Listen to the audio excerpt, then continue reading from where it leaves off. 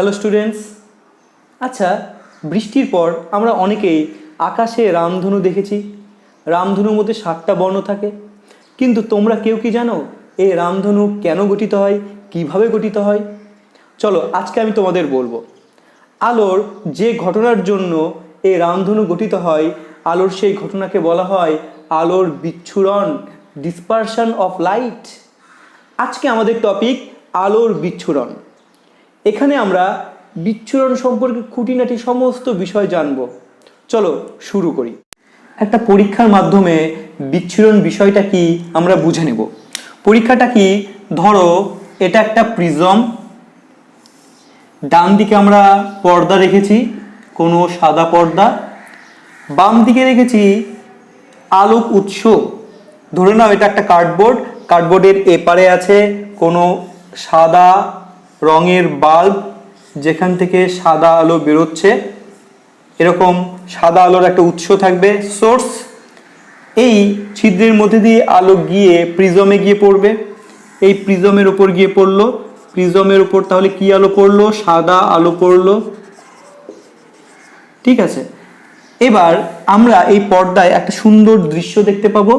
দেখব সবার উপরে একটা লাল স্পট তৈরি হয়েছে এবং সবার নিচে তৈরি হয়েছে ভায়োলেট বা বেগুনি রঙের স্পট, এবং মাঝে আরো 5টা বর্ণ রয়েছে। ভায়োলেটের পরে আছে ইন্ডিগো আই, তারপরে আছে ব্লু, তারপরে আছে গ্রিন, তারপরে আছে ইয়েলো, তারপরে আছে অরেঞ্জ, এবং সবার উপরে থাকবে রেড। এই 7টা বর্ণের স্পট দেখতে পাবো, একটা সুন্দর আলোক দৃশ্য দেখতে পাবো। এই সুন্দর আলোক দৃশ্যকে বলা হয় বর্ণালী বা স্পেকট্রাম। কি বলা হয়? এর নাম হচ্ছে বর্ণালী বা স্পেকট্রাম। স্পেকট্রাম, ঠিক আছে। বর্ণালী 2 প্রকারের হতে পারে, একটা শুদ্ধ বর্ণালী, একটা পিওর স্পেকট্রাম, একটা ইমপিওর স্পেকট্রাম বা অশুদ্ধ বর্ণালী। নাম থেকে বুঝতে পারছো যে শুদ্ধ বর্ণালী কেমন হবে।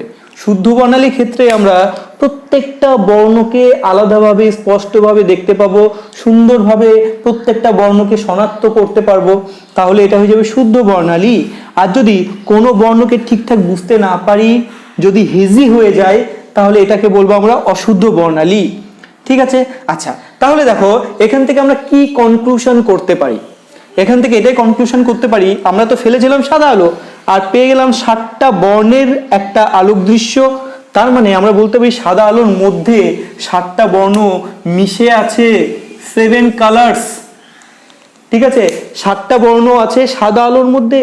সাদা আলো অ্যাকচুয়ালি 7টা বর্ণের মিশ্রণ, 7টা বর্ণের কম্বিনেশনে তৈরি হয় সাদা আলো। ঠিক আছে, তো এবার কেন সাদা আলো বিচ্ছুরিত হয় আমরা সেটা বুঝবো। প্রিজম কেন এদেরকে আলাদা করতে পারে সেই বিষয়টা বুঝবো। তার আগে দেখে নেব তাহলে বিচ্ছুরণ বিষয়টা কি।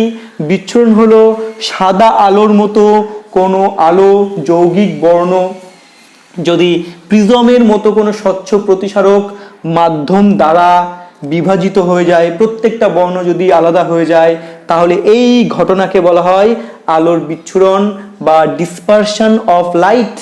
ডিসপারশন অফ লাইট কি? ডিসপারশন অফ লাইট হলো সাদা আলোর মতো কোনো যৌগিক বর্ণ প্রিজমের মতো কোনো স্বচ্ছ মাধ্যম দ্বারা যদি আলাদা হয়ে যায়, ভেঙে যায়, প্রত্যেকটা মৌলিক বর্ণে ভেঙে যায়, তাহলে এই ঘটনার নাম হচ্ছে আলোর বিচ্ছুরণ। এখানে দেখো সাদা আলো 7টা বর্ণে ভেঙে গেছে, আর প্রত্যেকটা বর্ণ এক একটা শুদ্ধ বর্ণ। ঠিক আছে, আমরা যদি ফার্দার এক্সপেরিমেন্ট করি, এরকম একটা এক্সপেরিমেন্ট করি যে এখান থেকে ধরো এই কোনো একটা লাল বর্ণকে যদি আমরা প্রিজমের উপর ফেলি, ঠিক আছে, এবং আমরা যদি এখানে পর্দা রাখি, তাহলে দেখতে পাবো যে এখানে লাল বর্ণের একটা স্পট তৈরি হয়েছে, শুধু রেড, অনলি রেড। তার মানে লাল বর্ণ ভেঙে যাচ্ছে না, লাল বর্ণের মধ্যে অন্য কোনো বর্ণ নেই যেটা আমরা সাদার ক্ষেত্রে পেয়েছিলাম। তাই এখানে লাল বর্ণ কিন্তু বিচ্ছুরিত হবে না, লাল বর্ণ একটাই বর্ণ। এবং তোমাদের আমি বলেছিলাম আগের ভিডিওতে যে বর্ণ তৈরি হয় ল্যামডার উপর ডিপেন্ড করে। তরঙ্গ দৈর্ঘ্যের উপর নির্ভর করে। তাহলে লাল বর্ণের মধ্যে এক রকমের তরঙ্গ দৈর্ঘ্য আছে, একটা তরঙ্গ দৈর্ঘ্য আছে, ঠিক আছে। একটা তরঙ্গ দৈর্ঘ্য যে বর্ণ তৈরি করে সেটা হচ্ছে একটা নির্দিষ্ট বর্ণ, তাকে বলা হয় মৌলিক বর্ণ, ঠিক আছে, বা এক বর্ণ। তাহলে লাল আলোকে বলবো একবর্ণী আলোক উৎস বা আলোক রশ্মি। লাল বর্ণকে কি বলবো? একবর্ণী আলো, ঠিক আছে। সাদা আলোকে বলবো বহুবর্ণী আলো, কারণ অনেকগুলো শুদ্ধ বর্ণের মিশ্রণে সাদা আলো তৈরি হয়, তাই এটাকে বলবো বহুবর্ণী আলো, ঠিক আছে। পলিক্রোমাটিক লাইট। আর লালকে বলবো, লাল হোক, বেগুনি হোক, নীল হোক, এরা সবাই হচ্ছে একবর্ণী আলো, এদেরকে বলবো আমরা মনোক্রোমাটিক লাইট, ঠিক আছে। তো এখানে অ্যাকচুয়ালি কি হয়, আমরা অ্যাকচুয়াল ছবিটা দেখে নিই। এই সাদা আলো গেল গিয়ে, এটা ধরো পর্দা, ঠিক আছে। সাদা আলো গিয়ে এইখানে গিয়ে এর মধ্যে যতগুলো বর্ণ থাকে, অনেকগুলো বর্ণ থাকে, সাদা আলোর মধ্যে 7টা বর্ণ থাকে, তাই না? গিজ গিজ করে 7টা বর্ণ। এই 7টা বর্ণ গিয়ে এখানে বিভাজিত হয়ে যায়। এই প্রথমে গেল লাল, তারপরে একদম নিচে থাকবে ভায়োলেট, এ আবার একটু নিচের দিকে ভূমির দিকে বেঁকে যাবে, প্রত্যেকেই ভূমির দিকে একটু করে বাঁকবে, ঠিক আছে, এও একটু বেঁকে যাবে। তো এইভাবে একদম ওপরে তৈরি হবে লাল, একদম নিচে তৈরি হবে ভায়োলেট, এবং মাঝে আরো 5টা বর্ণ থাকবে, 1 2 3 4 5। এরা গিয়ে এখানে স্পট তৈরি করবে, ঠিক আছে। তাহলে এটা ইন্ডিগো, এটা ব্লু, এটা গ্রিন, এটা ইয়েলো, এটা অরেঞ্জ, তারপর রেড। বাংলায় বলবো আমরা বেনিয়া সহকলা। এটা বে নি আ স ও কলা, বেনিয়া সহকলা। এইভাবে আমরা পরপর কালারগুলোকে মনে রাখবো, ঠিক আছে। বেগুনি, নীল, আকাশি, সবুজ, হলুদ, কমলা, একদম শেষে লাল। ছবিটা সবাই দেখো, প্রত্যেকটা বর্ণ বিভাজনের কাজটা কিন্তু এখানেই শুরু হয়েছে। প্রথম যে তলটা রয়েছে প্রিজমের, প্রথম তলেই কিন্তু আলোর বিচ্ছুরণ ঘটে গেছে, এবং এই সেকেন্ড যে তলটা আছে এখানে শুধুমাত্র প্রতিসরণ হয়েছে, আর কিছু না। এখানে কিন্তু বর্ণ আলাদা হয়নি, মাথায় রাখবে। প্রথম তলেই, প্রিজমের প্রথম তলেই আলোর বিচ্ছুরণ হয়, দ্বিতীয় তলে শুধুমাত্র আলোগুলি প্রতিসৃত হয়েছে, এখানে কোনো বিচ্ছুরণ হয়নি, শুধু বেঁকে গেছে, ডিরেকশন পরিবর্তন করেছে এখানে। ওকে, তো যাই হোক, এই হচ্ছে আলোর বিচ্ছুরণ। এবার প্রশ্ন হচ্ছে আলোর বিচ্ছুরণ কেন হয়? আমরা এটাকে ব্যাখ্যা করব স্নেলের সূত্রের সাহায্যে। স্নেলের সূত্র, একটু আমরা স্নেলের সূত্রের গাণিতিক রূপটা দেখে নিই। স্নেলের সূত্র কি? Sine i by sine r equal to mu. Mu হচ্ছে ধ্রুবক, এই ধ্রুবকটার নাম হচ্ছে প্রথম মাধ্যমের সাপেক্ষে দ্বিতীয় মাধ্যমের প্রতিসরাঙ্ক। এবার তোমাদের আমি বলেছিলাম প্রতিসরাঙ্ক দুটি বিষয়ের উপর নির্ভরশীল, একটি হচ্ছে আলোর বর্ণ, ঠিক আছে, মানে ল্যামডা, তরঙ্গ দৈর্ঘ্যের উপর নির্ভরশীল, আর একটি হলো মাধ্যম, দুটি মাধ্যমের প্রকৃতি। আচ্ছা, আলোর বর্ণের উপর এই মিউ কিভাবে নির্ভর করে সেটা আমরা কচির সূত্র থেকে পেয়ে যাই। মিউ ইকুয়াল টু, একটা ফর্মুলা মনে রাখবে, a plus B by lambda square. এটাকে বলা হয় কচির ফর্মুলা। বিজ্ঞানী কচি এই ফর্মুলা দিয়েছিলেন, কচির ফর্মুলা, ঠিক আছে, এটা মনে রাখবে। তো এখানে দেখো মিউ হচ্ছে প্রতিসরাঙ্ক, কোন মাধ্যমের প্রতিসরাঙ্ক, তরঙ্গ দৈর্ঘ্যের বর্গের ব্যস্তানুপাতিক, তার মানে তরঙ্গ দৈর্ঘ্য বাড়লে মিউ কমে যাবে। এ আর বি হলো কচির ধ্রুবক, ঠিক আছে, কচির ধ্রুবক, দুটো ধ্রুবক। তো যাই হোক, এবার আমরা বিষয়টা খুব ভালো করে বুঝি। ধরো এটা প্রিজম, তো এর উপর আমরা সাদা আলো ফেললাম, একটু আমরা ভালো করে বুঝবো। সাদা আলোর মধ্যে 7টা বর্ণ আছে, তাই না? এই 7টা বর্ণ মাথায় রাখবে। এই প্রিজমের বাইরে চারিদিকে রয়েছে বায়ু মাধ্যম, চারিদিকে আছে বায়ু বা শূন্য মাধ্যম, এবার মাথায় রাখবে বায়ু বা শূন্য মাধ্যমে প্রত্যেকটা বর্ণ, সাদা আলোয় অবস্থিত প্রত্যেকটা বর্ণ পরস্পর সমান্তরালভাবে অগ্রসর হয়। প্রত্যেকটা বর্ণ, ভালো করে বুঝো, সাদা আলোর মধ্যে যত বর্ণ আছে 7টা বর্ণ, প্রত্যেকটা বর্ণ পরস্পরের সঙ্গে সমান্তরালভাবে থাকে, সমান্তরালভাবে থাকে, একদম গিজগিজ করে সমান্তরালভাবে থাকে। 1 2 3 4 7টা বর্ণ সমান্তরালভাবে যায় এবং প্রত্যেকটা বর্ণের বেগ শূন্য মাধ্যমে একই। প্রত্যেকটা বর্ণের বেগ শূন্য মাধ্যমে কি একই। এই বেগ কত? 3 = 3 × 10⁸ মিটার পার সেকেন্ড। মাথায় রাখবে, সাদা আলোয় যতগুলো বর্ণ আছে 7টা বর্ণ, প্রত্যেকটা বর্ণের বেগ শূন্য মাধ্যম বা বায়ু মাধ্যমে একই এবং সবাই সমান্তরালভাবে যায়, গিয়ে আমাদের চোখে গিয়ে হিট করে, একসাথে হিট করে এবং আমাদের চোখ প্রত্যেকটা বর্ণকে আলাদা করে চিনতে পারে না, যেহেতু সমান্তরালভাবে যাচ্ছে, সবাই একই বেগে গিয়ে আঘাত করছে, তাই প্রত্যেকটা বর্ণকে আলাদা করে চেনার ক্ষমতা আমাদের চোখে নেই। এবং অ্যাকচুয়ালি এই 7টা বর্ণ একসঙ্গে গিয়ে যখন হিট করে তখন আমাদের ব্রেন সাদা আলোর একটা সংকেত দেয়, একটা সেন্স দেয়, যেটা আমাদের দেখতে সাদা, সাদা রঙের। ঠিক আছে, এবার অ্যাকচুয়ালি বিভিন্ন মাধ্যমে না, বিভিন্ন মাধ্যমে আলোর বেগ কিন্তু বিভিন্ন হয়। শূন্য মাধ্যমে সবার বেগ এক, কিন্তু যখনই কাচে প্রবেশ করবে, কাচের প্রিজমের মধ্যে প্রবেশ করবে, তখন কিন্তু প্রত্যেকটা বর্ণের 7টা বর্ণের বেগ আলাদা আলাদা হয়ে যাবে। বেগ যদি আলাদা হয় কিনা, তাহলে কিন্তু প্রতিসরাঙ্ক আলাদা হয়ে যায়। মাথায় রাখবে, কোনো মাধ্যমে পরম প্রতিসরাঙ্ক মিউ = শূন্য মাধ্যমে আলোর বেগ বাই সেই মাধ্যমে আলোর বেগ। শূন্য মাধ্যমে আলোর বেগ কত? 3 × 10⁸ মিটার পার সেকেন্ড বাই সেই মাধ্যমে, ধরো কাচ মাধ্যমে, ধরো লাল আলোর বেগ কত যা হবে তার উপর ডিপেন্ড করবে মিউটা। এবার আমি কি বললাম, আমি দেখতে পাচ্ছি এখান থেকে, সূত্র থেকে দেখতে পাচ্ছি, এটা একটু মনে রাখবে, কোনো মাধ্যমে প্রতিসরাঙ্ক = c/v। কোনো মাধ্যম, ধরো কাচ মাধ্যমের প্রতিসরাঙ্ক = শূন্য মাধ্যমে আলোর বেগ বাই কাচ মাধ্যমে আলোর বেগ। ঠিক আছে, তাহলে প্রতিসরাঙ্ক কার উপর নির্ভরশীল? বেগের উপর নির্ভরশীল। বেগ যত বেশি হবে প্রতিসরাঙ্ক তত কি হবে? প্রতিসরাঙ্ক তত কম হবে।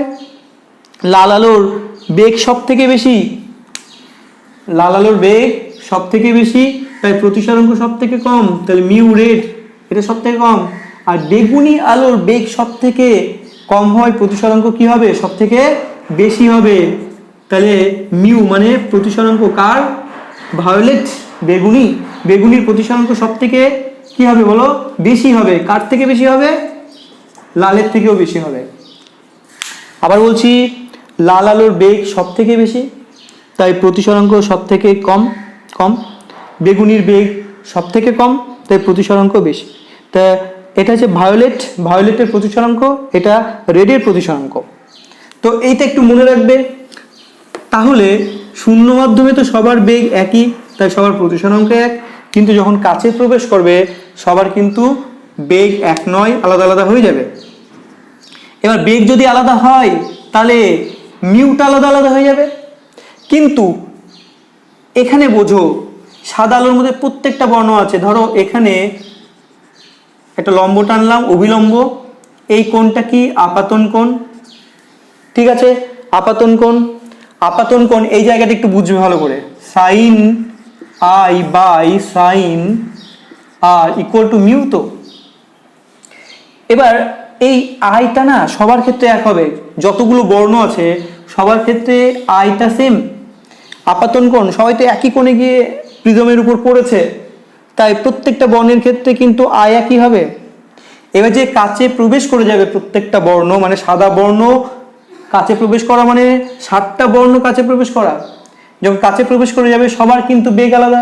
সবার বেগ আলাদা হলে সবার কি হবে? মিউটা আলাদা হয়ে যাবে। মিউ যদি আলাদা হয় তাহলে কিন্তু আর কে আলাদা হতেই হবে। আর কে কি হতে হবে? আলাদা হতেই হবে। আর যখন আলাদা হয়ে যাবে তাহলে প্রতিসরণ কোণ সবার ক্ষেত্রে আলাদা, তার মানে সবাই এখানেই বিভক্ত হয়ে যাবে।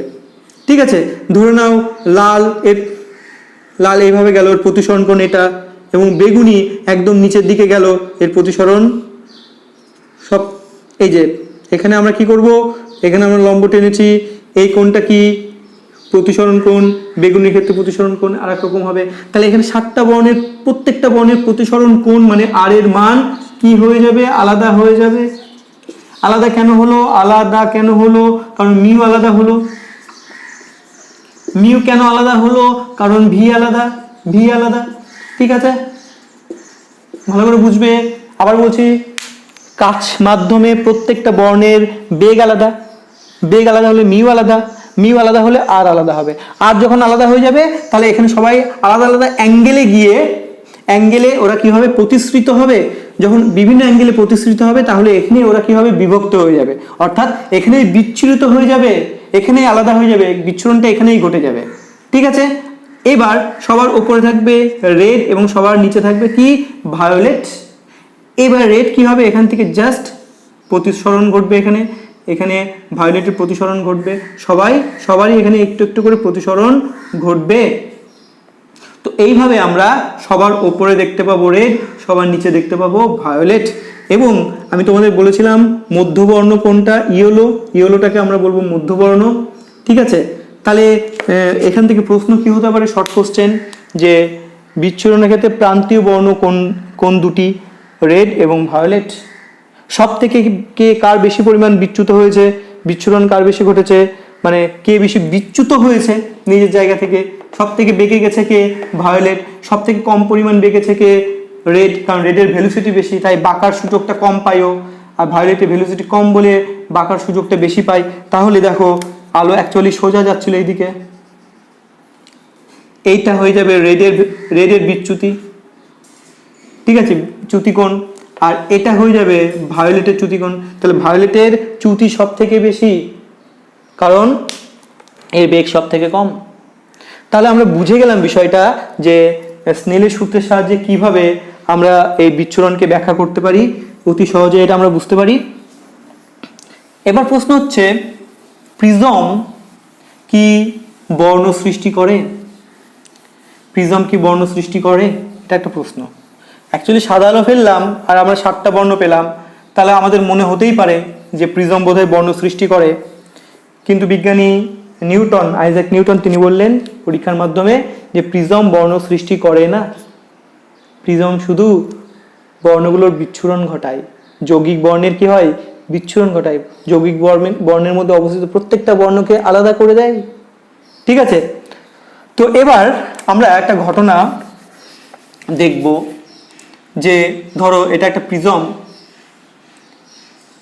এটা একটা প্রিজম, একই রকম, একই মেটেরিয়াল দিয়ে তৈরি, একই পদার্থ দিয়ে তৈরি, একই রকম দেখতে, সবকিছু একরকম। আর একটা প্রিজমকে আমরা উল্টো করে রাখলাম, দুটো প্রিজমকে আমরা পরপর রাখলাম, উল্টো করে রাখলাম। এবার যদি আলো ফেলি তাহলে কি ঘটবে? দেখো, সাদা আলো ফেললাম, এটা অ্যাকচুয়ালি বিজ্ঞানী নিউটন এই প্রমাণটা করেছিলেন, এই পরীক্ষাটা করেছিলেন। অ্যাকচুয়ালি বিচ্ছুরণের পুরো ঘটনাটা বিজ্ঞানী নিউটন করেছেন, ওনার কাছে আমরা কৃতজ্ঞ। এবার এখানে কি হবে? এখানে বিচ্ছুরণ ঘটবে, প্রত্যেকটা বর্ণ কি হবে? আলাদা হয়ে যাবে, প্রত্যেকটা বর্ণ কি হবে? আলাদা হয়ে যাবে। এইবার ভালো করে বুঝবে, আলো অ্যাকচুয়ালি কি হয়? আলোকে প্রিজম তার বেস, যে ভূমি, এটা বেস ভূমি, এই ভূমির দিকে বাঁকিয়ে দেয়। সত্যি তো বাঁকিয়ে দিয়েছে। এখানে যখন গিয়ে প্রিজম পড়বে, এটা ধরো রেড, এটা ভায়োলেট, প্রত্যেকটা বর্ণকে আবার ও বেস তো উপরে বেসের দিকে বাঁকিয়ে দেবে, তাই না? একটু করে বেসের দিকে ও বাঁকাবে, একটু করে বেসের দিকে বাঁকাবে, সবাইকে বাঁকাবে। এবার লাল কম বাঁকবে, কিন্তু বেগুনি তো সব থেকে বেশি পরিমাণে বেঁকে যায়, কারণ বেগুনির চ্যুতি বেশি। তো সবাই এমনভাবে বেঁকে যাবে, ওরা আবার কম্বাইন হয়ে আবার পর্দায় গিয়ে পড়বে এবং সাদা আলোর সৃষ্টি করবে। ঠিক আছে, হোয়াইট লাইট এখানে আবার তৈরি হবে। তার মানে দুটো একই রকম প্রিজমকে যদি আমরা পাশাপাশি রেখে উল্টো করে রেখে দিই, একটা সোজা একটা উল্টো, তাহলে এখানে কিন্তু বিচ্ছুরণ দেখতে পাই না। আলটিমেটলি আমরা কি দেখতে পাই? সাদা আলোই দেখতে পাই। ফেলেছিলাম সাদা আলো, পেয়েছি সাদা আলো। এখানে কি হয়েছে? একজন বিচ্ছুরণ ঘটায়, একজন রিকম্বিনেশন ঘটায়, সংযোজন ঘটায়। এই বিচ্ছুরণ ঘটালো, ভেঙে দিল, এবার এগুলোকে যুক্ত করে দিল। এই যুক্ত করার প্রক্রিয়াটাকে ইংলিশে বলা হয় রিকম্বিনেশন বা সংযুক্তিকরণ। ঠিক আছে, এখানে সংযুক্তিকরণ ঘটবে। আচ্ছা, এবার আমরা দেখব যে এবার আমরা একটা ইম্পর্টেন্ট টপিক দেখব। এবার আমরা দেখব যে সমান্তরাল কাচফলক, এখানে কি বিচ্ছুরণ ঘটে? এখানে কি বিচ্ছুরণ ঘটে দেখব। প্রিজমে তো বিচ্ছুরণ ঘটে, কিন্তু সমান্তরাল কাচফলক বা স্ল্যাব, গ্লাস স্ল্যাব, ঠিক আছে, এখানে বিচ্ছুরণ হয় কিনা সেই বিষয়টা বুঝবো আমরা। আচ্ছা, এর উপর সাদা আলো ফেলা হলো, সমান্তরাল কাচফলকের উপর সাদা আলো ফেললাম আমরা, সাদা আলো। আচ্ছা, যদি একবর্ণীয় আলো হতো এটা সোজা বেরিয়ে যেত, যদি প্রিজম না, এই স্ল্যাব না থাকতো সোজা বেরিয়ে যেত, তাই না? এবং আমরা এর আগে প্রমাণ করেছি প্রিজম, স্ল্যাব হচ্ছে আলোকে বিচ্যুত করতে পারে না, ঠিক আছে, স্ল্যাব আলোকে বিচ্যুত করতে পারে না। অর্থাৎ স্ল্যাবের উপর যে আলো পড়বে আর যে আলো নির্গত হবে, এই আপতিত রশ্মি আর নির্গত রশ্মি পরস্পর কি হবে? সমান্তরাল হবে। এটা কিন্তু আমরা প্রমাণ করেছি। তো এবার বোঝার বিষয় এখানে কি সত্যি তো এটা বায়ু মাধ্যমে আলোর বিচ্ছুরণ ঘটে না, কারণ বায়ু মাধ্যমে সাদা আলোয় অবস্থিত প্রতিটি বর্ণের বেগ একই, ঠিক আছে, সবাই সমান্তরালভাবে চলাচল করে, ফলে সাদা আলোতে আলোর বিচ্ছুরণ ঘটে না। তাই বায়ুতে আলোর বিচ্ছুরণ ঘটে না। বায়ুকে বলবো আমরা নন ডিসপারসিভ মিডিয়াম, অবিচ্ছুরক মাধ্যম। কিন্তু কাচে আলোর বিচ্ছুরণ ঘটে, কাচকে বলবো আমরা বিচ্ছুরক মাধ্যম। তো এখানে আমরা দেখতে পাবো প্রত্যেকটা বর্ণ কি হয়ে গেছে? আলাদা হয়ে গেছে। সবার উপরে আছে রেড, সবার নিচে আছে ভায়োলেট, এবং মাঝখানে বাকি বর্ণগুলো রয়েছে, আমি আঁকছি না। এখান থেকে যখন বেরোবে এখানে কি হবে? জাস্ট প্রতিসরণ ঘটবে, কিন্তু এমনভাবে প্রতিসরণ ঘটবে আগের রশ্মির সঙ্গে কি হবে? সমান্তরাল হবে। এখানে এমনভাবে প্রতিসরণ ঘটবে আগের রশ্মির সঙ্গে কি হবে? সমান্তরাল হবে। বাকি বর্ণগুলো কিন্তু এই মিডিলেই থাকবে। আমি ইয়েলো আঁকছি, উপরে রেড, নিচে ভায়োলেট, আরো বাকি বর্ণ রয়েছে। তাহলে দেখবো যখন নির্গত হবে রশ্মিগুলো, তখন প্রত্যেকটা রশ্মি পরস্পরের সঙ্গে কিভাবে থাকবে? সমান্তরালভাবে থাকবে। আর সমান্তরাল রশ্মি আমাদের চোখে কিসের অনুভূতি জাগায়? সাদা আলোর অনুভূতি জাগায়। তাই এখানে আলটিমেটলি দেখলাম বিচ্ছুরণ ঘটলো না, ঠিক আছে, সাদা আলোই পেলাম। তো এখানে তাহলে আমরা গ্লাস স্ল্যাবকে কি বলবো? কাচের তৈরি প্রিজম আলোর বিচ্ছুরণ ঘটাচ্ছে, বর্ণালী তৈরি করছে। আর কাচের তৈরি সমান্তরাল ফলক বা গ্লাস স্ল্যাব এটা বিচ্ছুরণ ঘটাচ্ছে না। এটা কি হয়? অ্যাকচুয়ালি কাচের যে কোনো পদার্থই বিচ্ছুরণ ঘটায়, তাই কাচকে বলা হয় বিচ্ছুরক মাধ্যম। কিন্তু বিচ্ছুরণ ঘটাচ্ছে, কিন্তু আমরা আলটিমেটলি কোনো বর্ণালী গঠন করছে না। এই যে বিচ্ছুরণ তো ঘটেছে, এখানে এই পয়েন্টে বিচ্ছুরণ ঘটেছে, সবগুলো বর্ণ আলাদা হয়ে গেছে, তাই না? কিন্তু আলটিমেটলি কোনো বর্ণালী তৈরি করেনি। এটা কিন্তু মাথায় রাখতে হবে, ঠিক আছে? তো আলোর বিচ্ছুরণের একটা প্রকৃষ্ট প্রাকৃতিক উদাহরণ হলো রামধনু। রামধনু আকাশে তৈরি হয়, এবং এখানে সাদা আলো কোথা থেকে আসে? সূর্যের আলো থেকে সাদা আলো আসে, তাই না? সূর্য হলো সাদা আলোর উৎস। এবার প্রশ্ন হচ্ছে, আকাশে যে রামধনু দেখতে পাই, এখানে প্রিজমের কাজ কে করে? মানুষ কি প্রিজম গিয়ে আকাশে ধরে, মেলে ধরে? না, মানুষ কোনো প্রিজম আকাশে রাখে না। তাহলে প্রিজমের কাজ কোত্থেকে হয়? কে প্রিজমের ভূমিকা পালন করে? অ্যাকচুয়ালি বৃষ্টির পরে আমাদের বায়ুমণ্ডলে ছোট ছোট জলকণা থাকে, জলবিন্দু থাকে। এই জলবিন্দুগুলো কিন্তু প্রিজমের ভূমিকা পালন করে। বোঝা গেল? এই জলবিন্দুর উপর যখন সাদা আলো এসে পড়ে, তখন এখানে আলোর বিচ্ছুরণ ঘটে যায়, ঠিক আছে? আবার অভ্যন্তরীণ প্রতিফলন হয়ে সেটা আবার কি হয়? বেরিয়ে যায়, বেরিয়ে আমাদের চোখে এসে পড়ে, এবং আমরা তখন পেছনে আমরা রামধনু দেখতে পাই, ঠিক আছে? তো রামধনু সম্পর্কে তোমাদের ডিটেলসে নেই, আমি দরকার পড়লে একটা ডিটেলস ভিডিও বানিয়ে তোমাদেরকে আমি সেটা শেয়ার করব। আপাতত এখানেই আমাদের ক্লাস সমাপ্ত হচ্ছে।